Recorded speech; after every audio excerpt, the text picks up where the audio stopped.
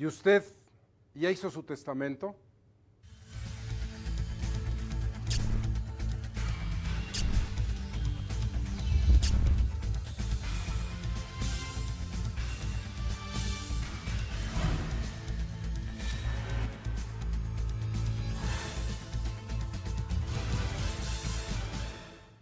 Como acaba usted de escuchar, nuestro programa del día de hoy es sobre el testamento. ¿Usted ya hizo el suyo? ¿Sabe lo que es testar? ¿Cuánto cuesta un testamento? Los problemas que le puede ahorrar a su familia si decide expresar su última voluntad en un testamento. ¿Cuántas clases de testamento tenemos? Es decir, todo esto que tiene que ver con la familia, con la sucesión de los bienes, hoy tenemos la presencia de uno de los más distinguidos notarios mexicanos, profesor de la Facultad de Derecho de nuestra alma mater, el doctor Jorge Alfredo Domínguez Martínez, quien nos honra con su presencia. Bienvenido, maestro. Muchas gracias, maestro. Y la maestra María Antonieta Magallón Gómez, quien también es profesora de nuestra facultad, miembro del Instituto de Investigaciones Jurídicas de la UNAM, que seguramente el punto de vista femenino es muy importante en esta materia. Alguna vez les decía yo, en uno de mis libros, que se llama ¿Qué puede usted hacer con sus bienes antes de morir?, Pilar Ferreira, actual vicepresidenta de la Organización Editorial Mexicana, me contestaba al escribirme el prólogo como una primera palabra. Me decía, Julián, ¿qué puede usted hacer con sus bienes antes de morir? Y me decía, disfrutarlos. Entonces, hoy, maestro Domínguez, con usted vamos a iniciar este diálogo con nuestros distinguidos televidentes para que nos haga usted favor de decirnos, ¿es difícil testar? ¿Es conveniente testar? ¿Es caro hacerlo? Por favor, maestro. Con mucho gusto. No es difícil testar, simplemente basta el satisfacer los requisitos de ley para hacerlo, que es tener un mínimo de 16 años y encontrarse en su pleno juicio la persona que quiera hacerlo. La calificación en cuanto al sano juicio, pues es simplemente que se encuentre en condiciones mentales favorables para hacerlo. Perdone, maestro, que le interrumpa. Esto es importante para nuestros televidentes. Ajá. El señor notario ha dicho 16 años. Y como ustedes saben, la capacidad jurídica, la capacidad de ejercicio, se adquiere a los 18. Entonces, seguramente que esto habrá que ahondarlo, porque un menor, uno que tiene 16 años, según el artículo 450 del Código Civil, es un incapaz. ¿Cómo resuelve esto la ley? Lo que pasa es esto, el propio ordenamiento legal le va permitiendo a los menores realizar ciertos actos de administración, por ejemplo, ser oído y consultado para el destino de ciertos bienes, los bienes que adquiere con el producto de su trabajo, que también pueda administrarlos, etcétera. Y los va soltando poco a poco a esos menores de manera tal que concretamente respecto del testamento permite que de los 16 años en adelante lo otorgue. Maestro, ¿no estaría afectado de nulidad ese acto jurídico celebrado por el menor, aunque usted dé fe de que está ocurriendo esto? No, porque la disposición legal es en ese sentido. Se necesitan como requisito para el otorgamiento del testamento 16 años cumplidos. Satisfecho ese requisito, es plenamente capaz. Bueno. Es decir, la capacidad de ejercicio tiene diversas manifestaciones, no es una frontera tajante los 18 años, la mayoría de edad, sino que, como decía, poco a poco la ley le va permitiendo ciertos actos al menor, pues para que vaya entrando en lo que es la vida jurídica plena, ¿no? Entonces, decía usted, como requisitos, tener 16 años y el sano juicio. El sano juicio. ¿Y qué le aconseja usted a nuestros distinguidos televidentes en cuanto a hacer ese testamento? Por todos conceptos, hacer testamento es lo más conveniente. En primer lugar, el orden legal pone a disposición del particular el poder disponer de sus bienes libremente. Yo creo que la potestad de decidir lo que cada quien quiere con sus bienes forma parte de su derecho de propiedad y mediante el testamento la ley le permite al particular el disponer para después de la muerte, ordenar lo que quiere con sus bienes para después de la muerte. Como dice algún profesor que usted y yo conocemos bien, el maestro Ibarrola, en realidad está llevando a cabo un acto legislativo, es decir, está ordenando lo que quiere con sus bienes. En segundo lugar, desde un punto de vista práctico, hay que reconocer que el testamento le permite al particular, al que lo hace, romper el orden que la ley establece para la sucesión legítima. Es decir, como todos sabemos, cuando alguien muere sin testamento, hay cierto orden señalado en la ley para quienes lo van a suceder. Orden tanto en cuanto al llamamiento como en cuanto a la proporción en las cantidades. ¿Qué tan grave es que la persona no otorgue su testamento y muera intestada? Serán llamados a heredarlo quienes están en ese orden a que me refería, que son en primer lugar los hijos o los nietos, hijos de hijos premuertos, el cónyuge o la concubina o el concubinario, etcétera, les toca participar como hijo, también participan los padres, llega hasta los parientes consanguíneos colaterales de cuarto grado, pero con la única salvedad de que los parientes más cercanos van excluyendo a los más lejanos. Ese orden, pues, es lo que la ley ha previsto como una situación de plena frialdad, porque es un reflejo de lo que ha visto en la experiencia de lo que quisieran las personas, y esto es milenario. Sin embargo, mediante el testamento, el particular puede romper ese orden. ¿Por qué? Porque si tiene 4 hijos y sin testamento heredarían por partes iguales a un 25% cada uno, a lo mejor le interesa que un hijo tenga más o tenga menos, de tal manera que eso es lo que la ley le pone a su disposición. Y en tercer lugar, mediante el propio testamento, el que lo otorga puede corregir el nombre de alguno de sus herederos. ¿Cuántas veces nosotros que andamos en tribunales y eso vemos que una Y entre un apellido y otro da lugar a que se dude si se trata o no de la misma persona, y mediante el testamento pueden corregirse todas esas situaciones? O sea, en otras palabras, estamos en la hipótesis de que si usted no testa, si no hace un testamento, fijarse bien, la ley va a suplir su voluntad y los bienes se van a repartir de acuerdo al parentesco y quizá vayan a dar a manos de quienes ustedes no hubieran querido en vida que los recibieran. Entonces, de acuerdo a lo que dice el señor notario, pues lo mejor es testar. Y le decía yo, maestro, ¿es caro?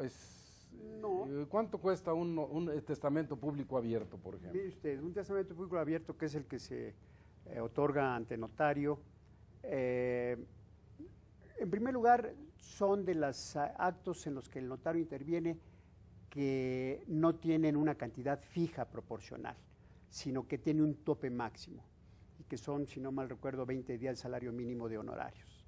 Claro, en condiciones normales, porque luego hay veces que los testamentos es más lo que cuesta el papel de lo largo que son las listas de los bienes que el costo mismo del otorgamiento. En segundo lugar, tanto el gobierno federal como el gobierno local ya ha establecido una serie de campañas que el Colegio de Notarios del DF ha aceptado gustosamente y que hace que haya más baratura en el otorgamiento de los testamentos, 1,200, 1,400 pesos, etcétera. Y además de eso, pues tiene tantas bondades el testamento que nunca puede considerarse, no se toma en cuenta la cuantía, digamos. Perfecto. Maestra Magallón, escuchando estas sabias palabras del maestro Domínguez, el enfoque del abogado, usted desde el punto de vista maestra, abogada, madre de familia, que litiga y es brillante en esta materia, ¿qué le podría sugerir a la distinguida audiencia que nos escucha respecto a esta materia del testamento? ¿Qué podría usted sugerirles? Antes que nada, muchas gracias por su gentil invitación a este importante programa para poderles manifestar y hacer saber a su amable auditorio que es importantísimo testar. En muchas ocasiones, cuando terminamos algún asunto del orden familiar, alguna controversia, les digo, especialmente a las señoras, que en muchas ocasiones son quienes tienen más inseguridad sobre su futuro, si es que no obtuvieron una buena pensión alimenticia, si quienes pudiesen manejar los bienes de sus hijos en caso de que ellas falten, acudan con el notario y hagan un testamento. El notario los va a guiar sobre los candados que hay en un momento dado para que se pudiesen disponer de mala forma los bienes de los hijos, las facilidades que hay para señalar tutores testamentarios para los hijos, la importancia que es que se señalen los alimentos en un testamento para los acreedores alimentarios, en fin, además del ahorro en tiempo, en dinero, en esfuerzo que van a obtener si hay un testamento. También a su favor hablar con sus cónyuges, con sus concubinos, con sus familiares, con sus padres, hagan un testamento. Tenemos asuntos que a veces llegamos al juzgado y dicen, ese testamento tiene 40 años, está archivado y no termina de resolverse. Y pues creo que es mucho más económico tomarse una mañana para hacer el inventario propio de sus bienes y acudir con el notario y expresarle su voluntad a estar 40 años en los juzgados. Bueno, ya oyeron ustedes una opinión de una litigante, de una persona que convive con esos problemas todos los días y que les sugiere, les aconseja, acudan ante un notario público. Ellos son los expertos en derecho, son realmente quienes saben derecho civil, familiar, administrativo, fiscal. Es una presunción juris tantum, porque evidentemente que hay tantos notarios que hay que considerar la capacidad de cada uno de ellos y que son nuestros consejeros jurídicos. Sin vacilaciones, nosotros recomendaríamos, acuda usted a un notario, haga un testamento público abierto, que seguramente es el que más seguridad jurídica le puede dar sin que sea una patente de corso. Después del corte van ustedes a escuchar cómo hay supuestos que tiene la ley, por ejemplo, cuando se habla de intención contraria a la voluntad del testador, y que bueno, esto puede parar un juicio o decir que el señor estaba en un estado de interdicción o que tenía determinados problemas. Ya la maestra Magallón ha enunciado también, y volveremos con uno de esos temas, qué pasa en el concubinato en cuanto al testamento. ¿Tienen los mismos derechos la concubina y el concubino que los cónyuges? ¿O hasta dónde puede llegar esta materia? En un momento regresamos con ustedes.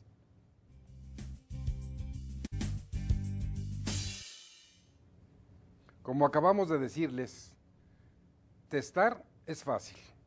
Ya el señor notario Domínguez nos ha ilustrado que es 20 salarios mínimos, más o menos, un testamento en condiciones normales. También se ha insistido en la hipótesis de que es más fácil hacer un testamento que morirse sin emitir esa última voluntad por los graves problemas que esto trae a la familia. Maestro, señor notario Domínguez, en la hipótesis del concubinato, si la pareja vive en esta unión, de hecho, ¿podrían ellos, por ejemplo, testar ambos concubinos en un mismo evento? ¿Podrían nombrarse herederos? ¿Qué implicaciones jurídicas puede tener el concubinato en esta materia? Bueno, como usted sabe, maestro, el concubinato ha ido acercándose a la unión normativa del matrimonio, y hay que reconocer que en cuanto a las preguntas que usted me hace, la primera de ellas, el que otorguen testamento conjuntamente, pues está prohibido. El testamento no es el acto, y no solo aplicable a los concubinos, aplicable a los cónyuges o aplicable a cualquier pareja de personas, aún sin lazos de parentesco, matrimonio, etcétera. Hay lugares en el mundo donde ciertamente existe la posibilidad de que, curiosamente, cónyuges sí otorguen un testamento conjunto. Por ejemplo, en Alemania. En Alemania. En Alemania. Pero en México hay disposición expresa, creo que es el artículo 1296 del Código Civil, que prohíbe impide que se otorgue testamento por dos o más personas en un mismo acto jurídico.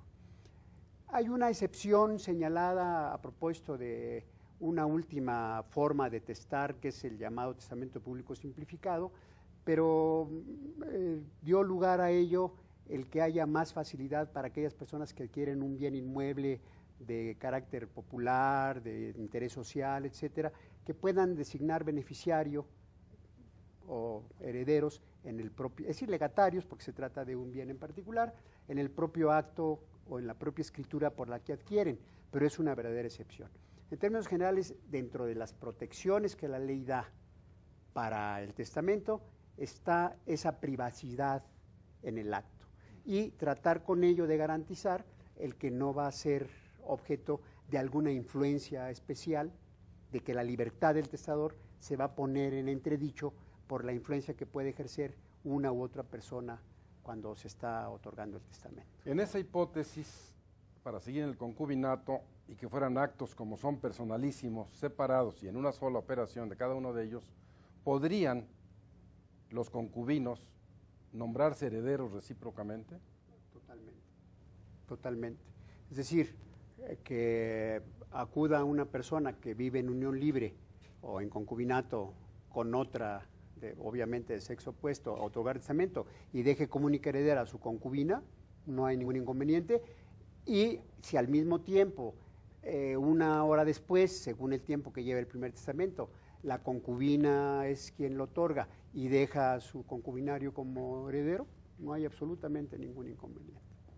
Como ven ustedes, independientemente de la clase de unión concubinaria, incluso de amaciato o de cónyuges, como son actos personalísimos, son actos solemnes, son actos jurídicos que realiza una persona en un solo momento, de cuando lo inicia, cuando lo termina, no importa la clase de unión que tenga, lo que es importante es acudir ante el experto, que es el señor notario.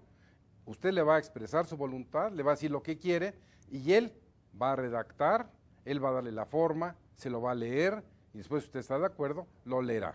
En esas condiciones, maestra Magallón, ¿qué ocurriría si en un momento dado, como acaba de pasar con una persona que me preguntaba esto aquí mismo en el estudio, no otorga su testamento porque dice, es que no tengo las escrituras en este momento de la propiedad?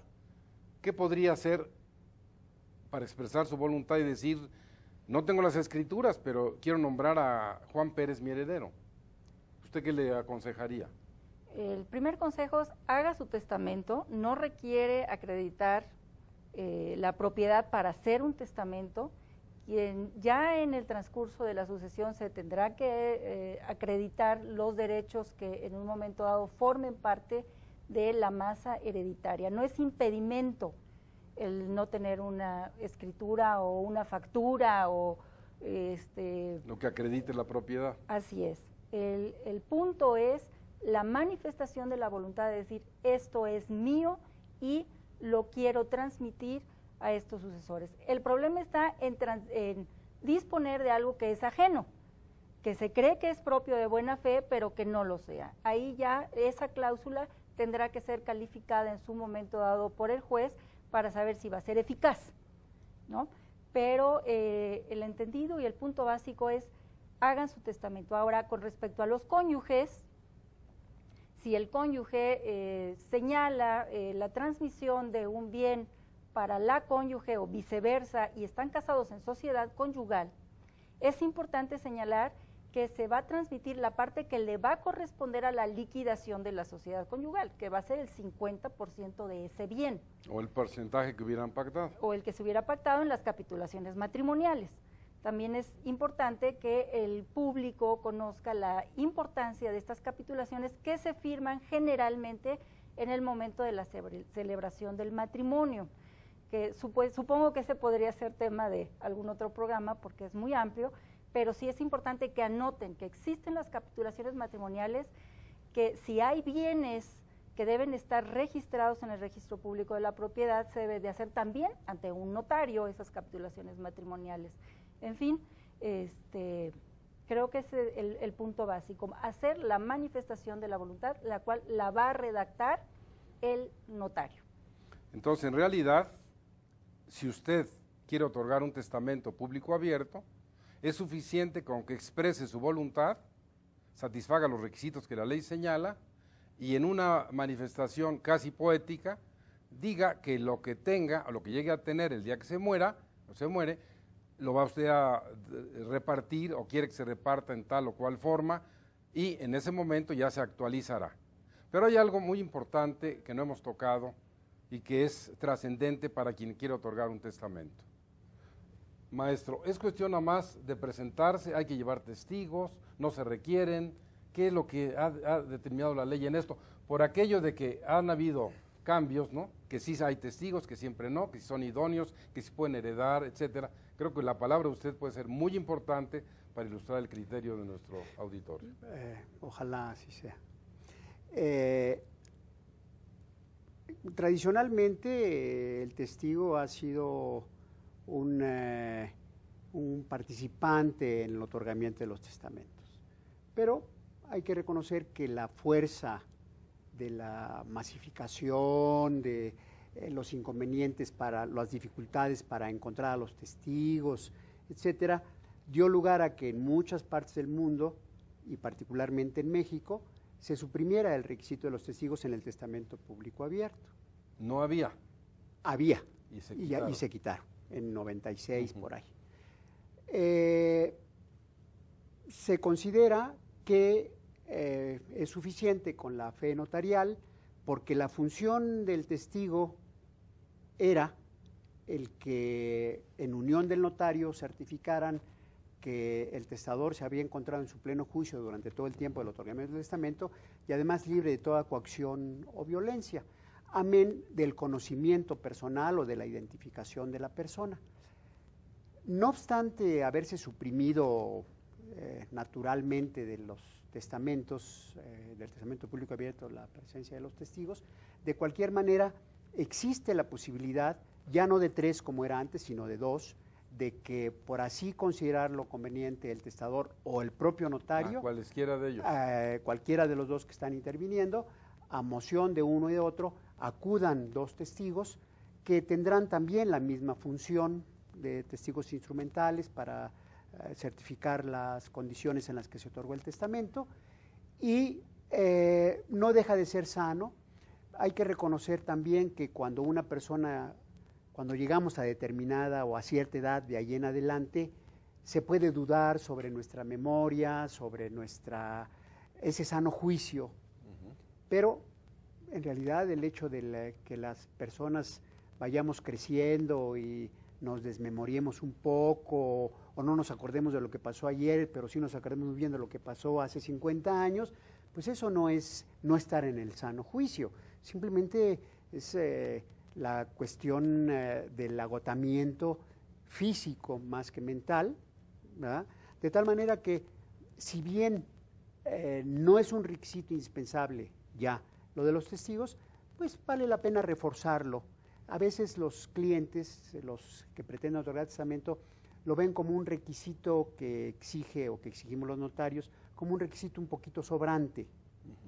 Pero no, todo eso es para tratar de que el testamento tenga una mejor suerte al ser calificado, porque partamos de la base de que va a conocerse de su contenido y va a surtir sus efectos jurídicos ya cuando el testador murió y lógicamente no puede él mismo interpretarlo, ni puede explicarlo adicionalmente, sino que va a ser calificado por terceras personas, la autoridad judicial, los herederos legítimos, es decir, los que hubieran sido llamados a heredar en sucesión legítima, pero que fueron desplazados por el testador, serán los primeros que estén tratando de calificar negativamente el testamento otorgado.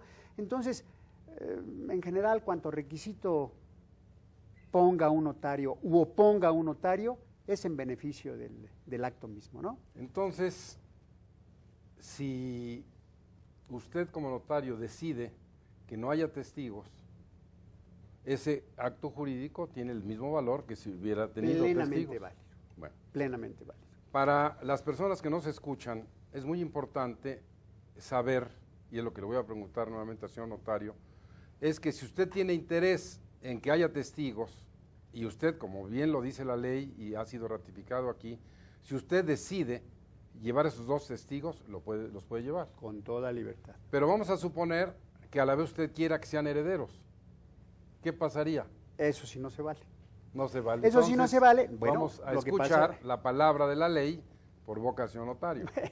Lo que pasa es que hay una serie de impedimentos para los testigos y uno de ellos es el ser una de las personas beneficiadas en el testamento.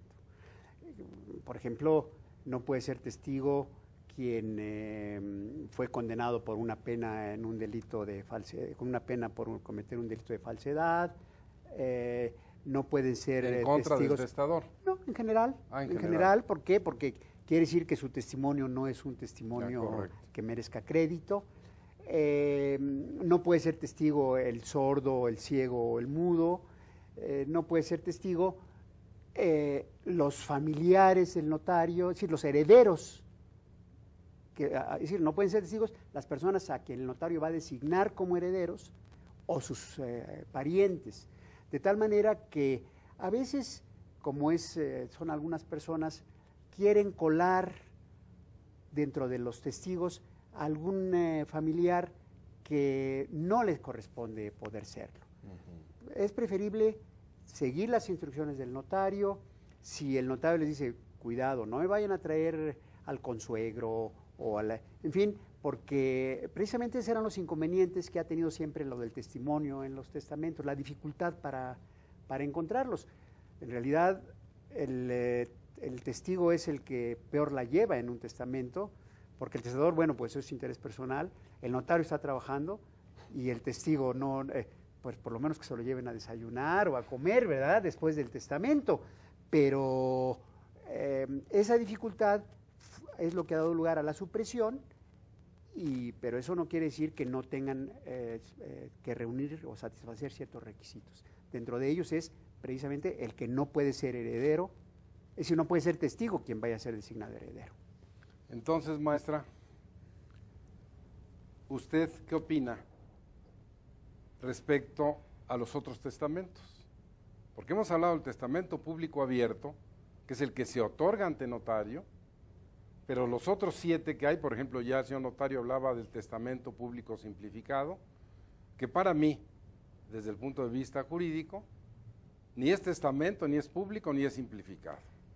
Pero bueno, así está en la ley, es de una época de hace muchos años, y bueno, quién sabe qué opinaran mis compañeros en este momento, pero me gustaría saber que usted ilustre a nuestro distinguido auditorio sobre esas otras 7 clases de testamento que hay. Yo creo que esas otras 7 clases, o 6 diría yo, porque el pseudo simplificado, comparto con usted, el que no nada más no es testamento, sino que rompe todos los principios jurídicos que rigen como tal al testamento, ¿no? Como ya se comentaba, ser un acto personalísimo en esta figura jurídica no se da, etcétera, y que además tenía un fin social específico y no sé si se hubiese cumplido el público simplificado en algún momento. Por ahí alguien decía que era para recaudar más impuestos. Para también regularizar la propiedad. Y al regularizarla, es ciertamente que es una ventaja para el fisco tener mayores ingresos por la ubicación de los contribuyentes, ¿no? Y también se había señalado que era para los efectos de poder agilizar los trámites de aquellos bienes que tuviesen rentas congeladas. Es el público simplificado. Así es. Pero con respecto a los otros testamentos, tienen cada uno sus asegúnes. Si primero tendría que señalarse la formalidad, ser calificados por el juez, en su caso llamar a los testigos que acudieron a esos testamentos, Si se abre el testamento 50 años después y ya no están los testigos, ¿qué va a suceder? Simplemente se van a demorar las sucesiones que continúen con esos otros testamentos, además de que habrá que ver si no caducaron ya los testamentos que pudiesen llamarse extraordinarios, ¿no? Que no son los ordinarios. Entonces, yo sí recomiendo definitivamente que se haga la manifestación de última voluntad en el testamento ante el notario, porque además de manifestar la voluntad ante él, y que lo puede hacer, como ya lo dijo el señor notario, cualquier persona que tenga más de 16 años y que esté en su sano juicio, además lo pueden hacer los analfabetos, los sordomudos, los ciegos, los extranjeros, etcétera. Se dan todas las facilidades, siendo que los otros testamentos, cada uno tiene su grado de dificultad para que en su caso pueda ser calificado como válido por la judicatura.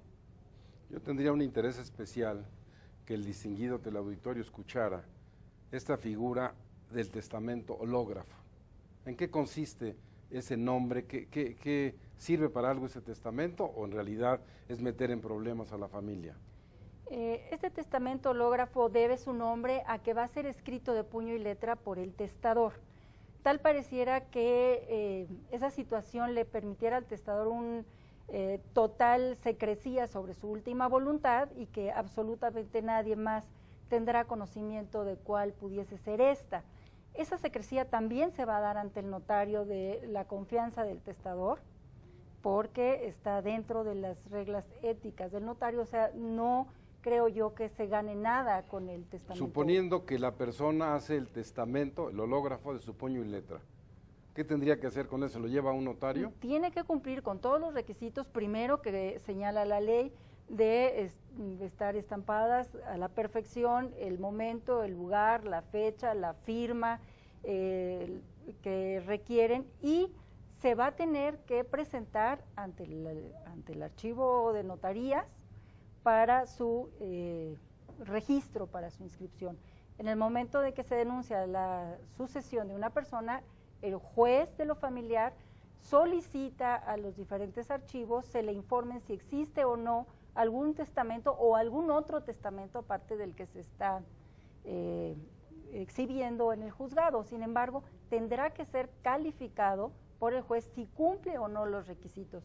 Y a menos que se sea un experto y perito en la materia, no recomiendo hacer un testamento hológrafo. Entonces son tres que hemos mencionado: el público abierto, el público simplificado y este hológrafo. ¿Y los otros realmente sirven, los otros testamentos? El público cerrado tendrá que también acudirse ante el notario para que se haga la inscripción en la cubierta de...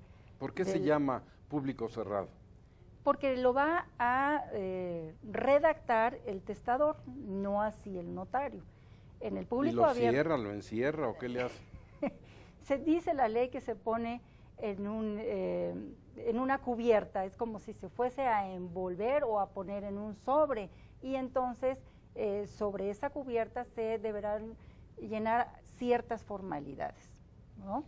Entonces, y además tenemos el marítimo, el militar, que tienen una tiempo de vigencia para situaciones excepcionales que se pueden otorgar. Aquí el punto que viene a reflexiones en el Distrito Federal, en qué caso se va a dar el testamento marítimo o el militar, ¿no? Por ejemplo. Entonces, es importante, como una primera premisa fundamental para ustedes, olvídense de estos 7 testamentos, acudan a un notario, hagan un testamento público abierto, cerciórense de que van a ser orientados en la forma adecuada, que se van a seguir las formalidades y solemnidades que la ley exige, para que usted tenga una seguridad jurídica y el día que muera, su familia no padezca o con un mal abogado, o con una mala expresión, o con un testamento que pueda estar afectado de nulidad.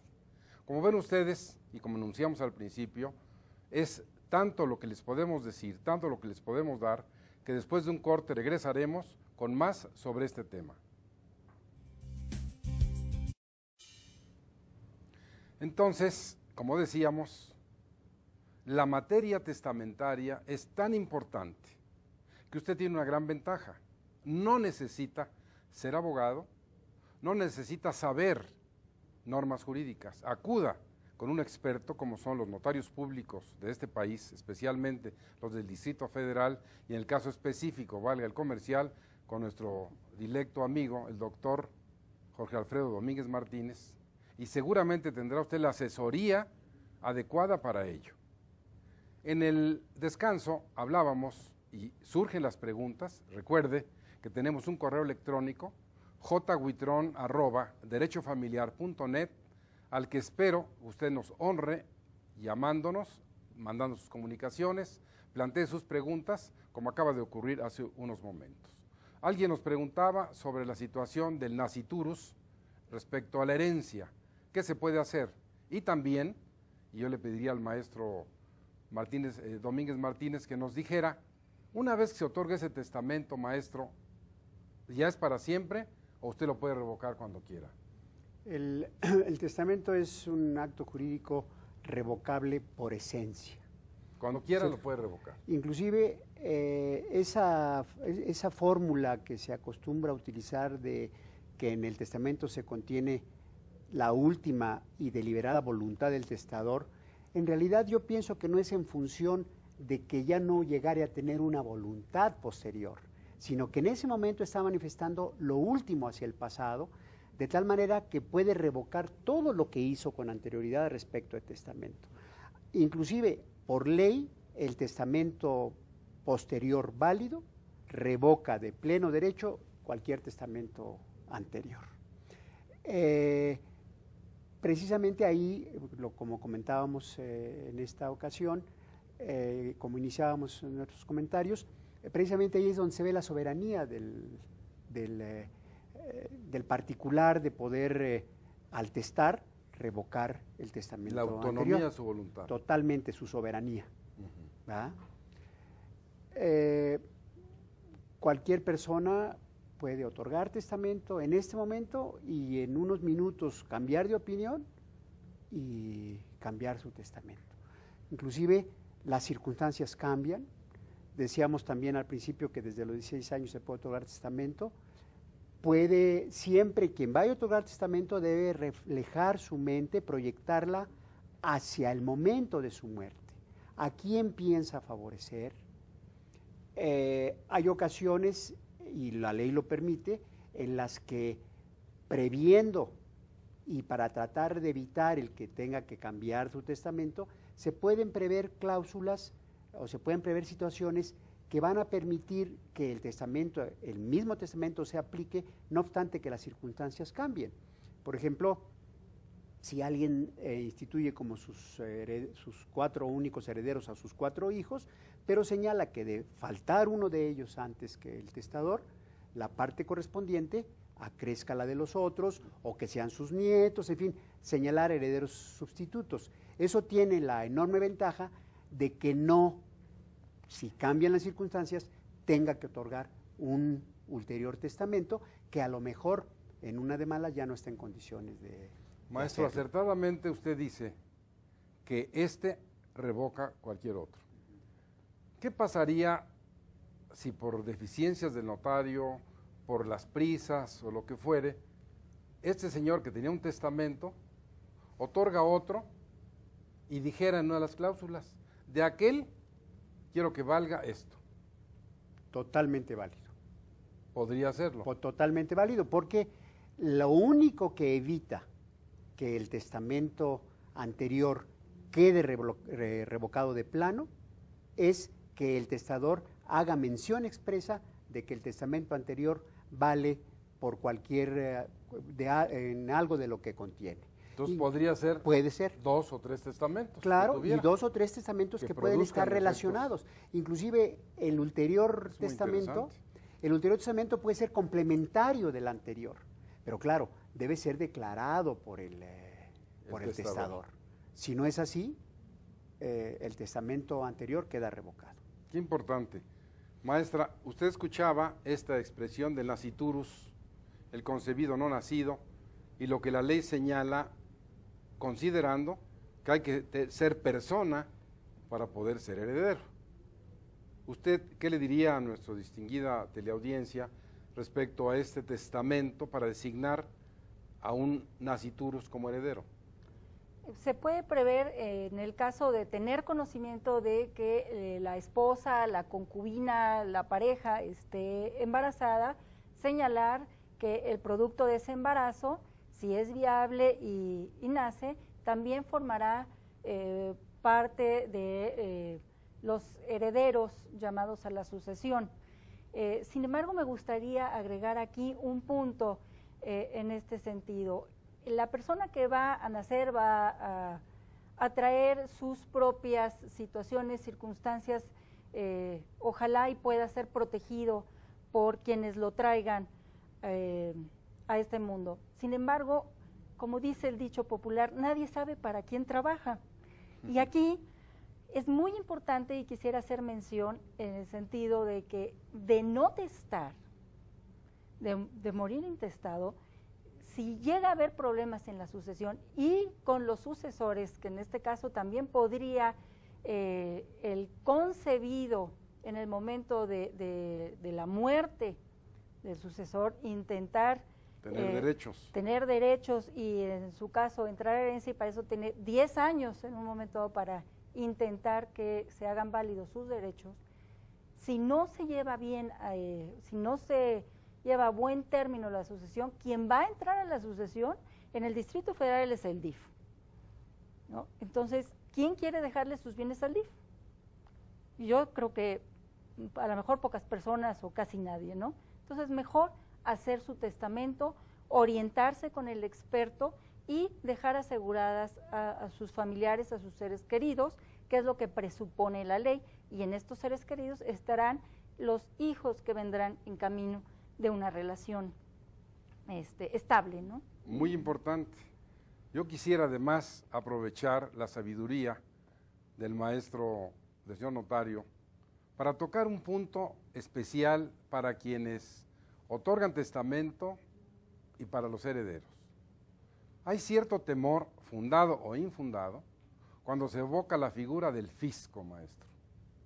Y dicen, el Estado se va a quedar con los bienes, los impuestos son altísimos, los notarios cobran una barbaridad, pues mejor para que haga testamento. ¿Qué podría usted decirnos al respecto?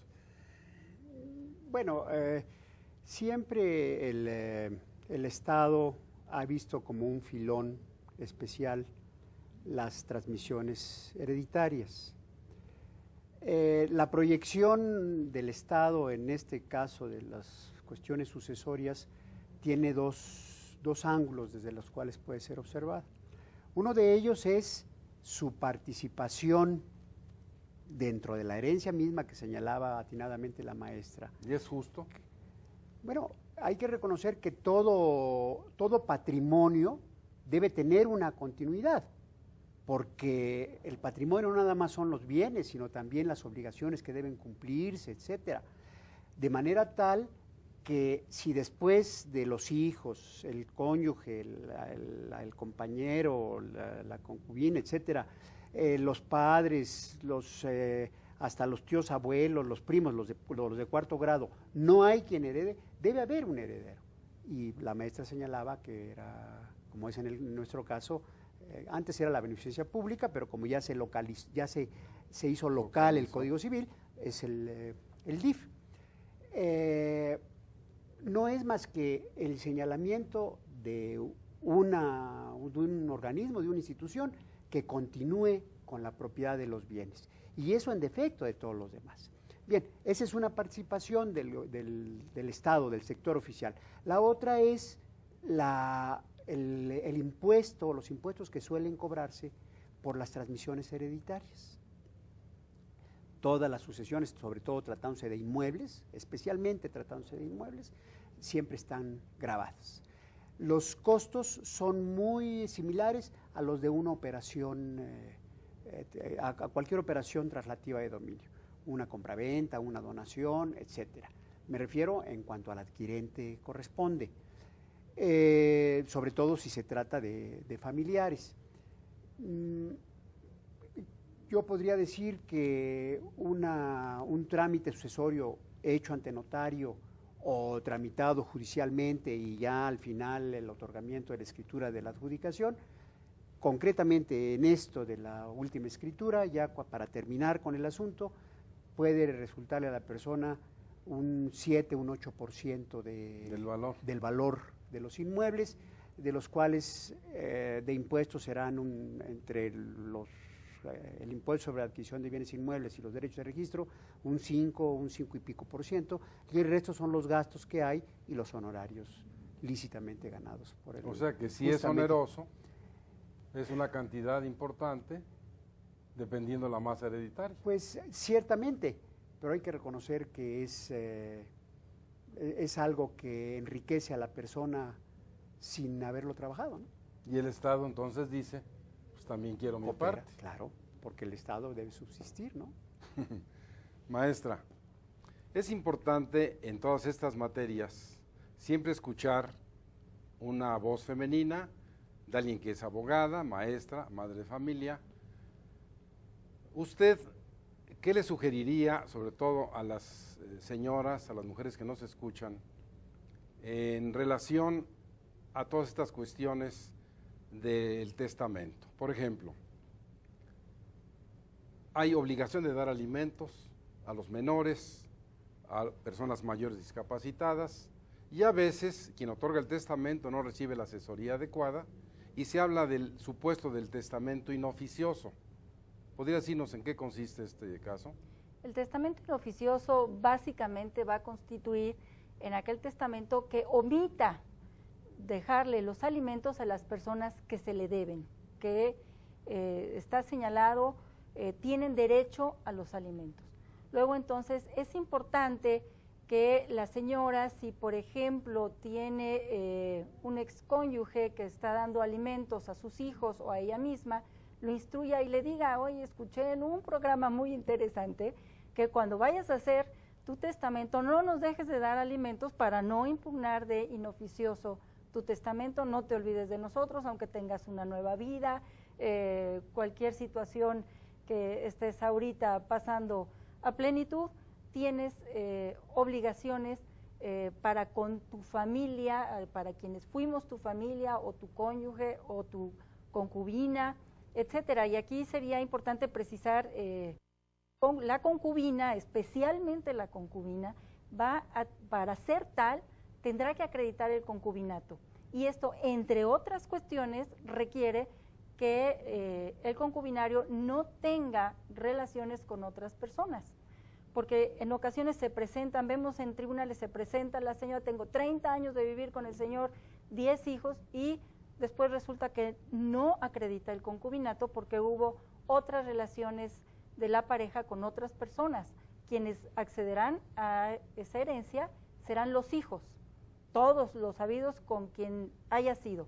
Pero las señoras, especialmente, y digo las señoras porque son las económicamente más débiles, así está señalado por la Suprema Corte en muchas jurisprudencias, y por eso hay la tutela de que necesitan los alimentos.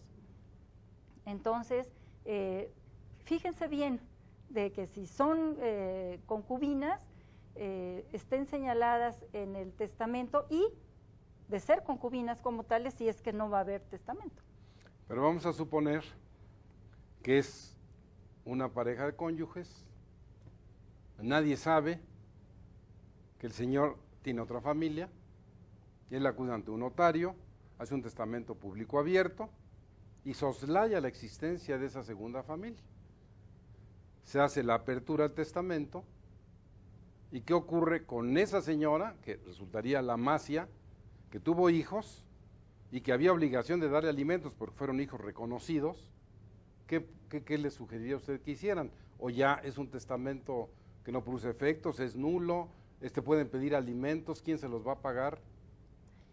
Es todo un problema porque se puede acceder a la sucesión ya sea como acreedor alimentario o como heredero, pero no se puede acceder a la sucesión con ambas calidades. Y generalmente conviene más acceder a la sucesión como heredero. Y en el caso de que los hijos de la otra pareja o de la amasía estuvieran totalmente desprotegidos, entonces tienen acción para recurrir, para atacar de inoficioso ese testamento, y tendrá que ser entonces calificado por el juez, y entonces ahí es a donde vienen los trámites de 10, 20, 30, 40 años que van a repercutir en toda la familia, sea vida por matrimonio o de manera espontánea, por decirlo de alguna manera, ¿no? Entonces, ¿quiere esto significar para ustedes, sobre todo para dejárselos con toda claridad, que si usted otorgó un testamento público abierto y está casado y tiene otra familia, fíjese bien, después de muerto esa familia va a tener derecho a alimentos? Quiere decir que mejor se les reconoce, se les garantiza esa pensión alimenticia y seguramente no habrá mayores problemas, excepto los que ya tuvo, porque tuvo varias familias al mismo tiempo. ¿Qué podemos decir, cómo podemos sintetizar las interesantes materias que han sido tratadas hoy por el señor notario Jorge Alfredo Domínguez Martínez y la maestra de la Facultad de Derecho María Antonieta Magallón Gómez? Quisiera pedirle, maestro, que nos sintetizara, nos transmitiera alguna conclusión que quede como un mensaje para nuestros distinguidos televidentes, para que acudan, para que nos pregunten a este correo electrónico que está anunciado en la propia pantalla, y en su momento voy a comprometer al señor notario, si ustedes me preguntan algo específico que él nos pueda responder, yo abusaré para transmitir el correo, y seguramente será tan generoso que él por la misma vía electrónica les dará una consulta que no cause honorarios. Con mucho gusto, con mucho gusto. Como resumen, maestro, lo que diría es invitar al público televidente a que ciertamente otorgue su testamento. No necesita satisfacer requisito especial alguno, puede no tener bienes. Muchas personas en muchas ocasiones piensan que para poder testar necesitan tener algo de su propiedad, y como lo están pagando, bueno, pues todavía no, hay que esperar, etcétera. No, los bienes que se toman en cuenta para una sucesión son los que exactamente al momento de morir tiene la persona, como si se tomara una fotografía instantánea de lo que va a ser el acervo hereditario. Hay que recordar también que no nada más los bienes, también los males, es decir, las deudas también intervienen, ¿verdad? Pero nunca es mejor momento, nunca habrá mejor momento para hacer el testamento que inmediatamente. ¿Por qué? Porque desde temprana edad, no digo los 16 años, pero sí desde muy joven puede pensar, una persona con sentimientos nobles, sus hijos pequeños, su esposa, etcétera, desde entonces puede testar. Y además tiene la tranquilidad de que puede cambiar el testamento en cualquier momento. Gracias, maestro. Maestra. Yo quisiera comentarles a las personas que nos escuchan que si se respetan a sí mismas, si respetan a su familia, les han tenido consideración y amor, lo último que pueden dejar de hacer es hacer su testamento. Porque en muchas ocasiones, familias que reina la concordia y la paz y la buena voluntad, cuando hay que repartir bienes y en ocasiones hay terceras personas que inciden en la voluntad de los miembros íntimos de la familia, llegan a desmembrar, a disgregar y a convertir una sucesión en una guerra sin cuartel y sin respeto, que llega a afectar realmente los lazos de unión y de solidaridad que en un momento de despedir a un ser querido, pues no deben de darse. Muy bien. Como ustedes acaban de escuchar y ser lo que permite que este programa tenga esta vivencia y vaya con ustedes, es darles satisfacción, darles respuestas a ese gran problema. Hoy les agradecemos cumplidamente que nos hayan permitido llegar hasta su hogar con esta materia que es tan importante. ¿Qué puede usted hacer con sus bienes antes de morir? Ha habido una respuesta, hay que testar. Muchas gracias y nos vemos en el próximo programa.